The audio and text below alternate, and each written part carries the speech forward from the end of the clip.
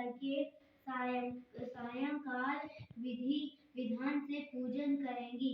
वे अचल सौभाग्य, धन, पुत्र तथा बड़े भारी यश को प्राप्त करेंगी। इस मंत्र को पढ़कर दुग्ध अथवा जल से भरा कलश लेकर उसमें पंचरत्न डालकर ब्राह्मण को दे और कहें कि हे गणेश जी, इस करवा के दान में मेरे पति बहुत काल तक जीवित रहे, मेरा सौभाग्य बना रहे। सुहागिन स्त्रियों को भी दे और उनसे ले भी। इस प्रकार के सौभाग्य की इच्छा करने वाली स्त्रियां जो भी इस व्रत को करेंगी वह सौभाग्य, पुत्र तथा अचल लक्ष्मी को प्राप्त करेंगी। कहा जाता है कि इसे पांडव की पत्नी द्रौपदी ने भी किया था। व्रत की विधि। यह व्रत कार्तिक मास के कृष्ण पक्ष को चंद्रोदय चतुर्थी को करवा चौथ कहते हैं। इस दिन सुहागिन स्त्रियां चावल पीस कर दीवार पर करवा चौथ बनाती हैं, जिसे वर कहते हैं। इस करवा चौथ में पति के अनेक रूप बनाए जाते हैं तथा सुहाग की वस्तुएं जैसे चूड़ी, बिंदी, बिछुआ, मेहंदी और महावर आदि के साथ साथ दूध देने वाली गाय, करुआ बेचने वाली कुम्हारी, महावर लगाने वाली नाइन, चूड़ी पहनाने वाली मणिहारिन, 7 भाई और उनकी इकलौती बहन सूर्य, चंद्रमा, गौरा और पार्वती आदि देवी देवताओं के भी चित्र बनाए जाते हैं। सुहागिन स्त्रियों को इस दिन निर्जल व्रत रखना चाहिए।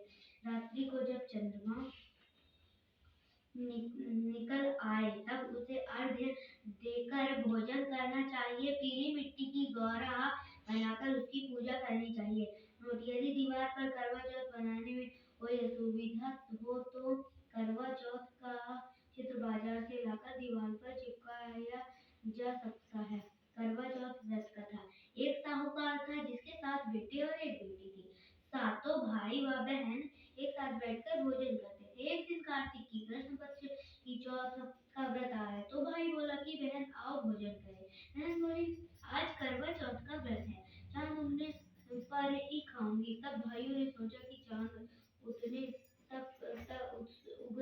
तक बहन भूखी रहेगी, तो एक भाई ने दिया जलाया, दूसरे भाई ने छलनी लेकर इसे ढका और नकली चांद दिखाकर बहन को कहने लगा कि चल चांद उग आया है, अर्घ्य दे ले।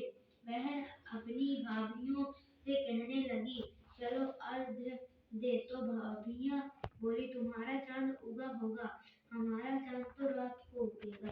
बहन ने अकेले ही अर्घ्य दे दिया और खाना खाने लगी तो पहले ही ग्रास में बाल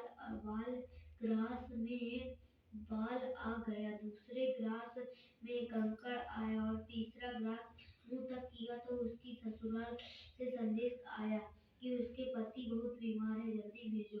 माँ ने जब लड़की को विदा किया तो कहा कि रास्ते में जो भी मिले उसके पांव लगना और जो कोई सुहाग का आशीष दे तो उसके पल्ले में गांठ लगाकर उसे कुछ रुपए देना। बहन जब भाइयों से विदा हुई तो रास्ते में जो मिला उसने यही आशीष दी कि तुम 7 भाइयों की बहन, तुम्हारा भाई सुखी रहे और तुम उनका सुख देखो। सुहाग का आशीष किसी ने भी नहीं दिया। जब वह ससुराल पहुंची तो दरवाजे पर उसकी छोटी नंद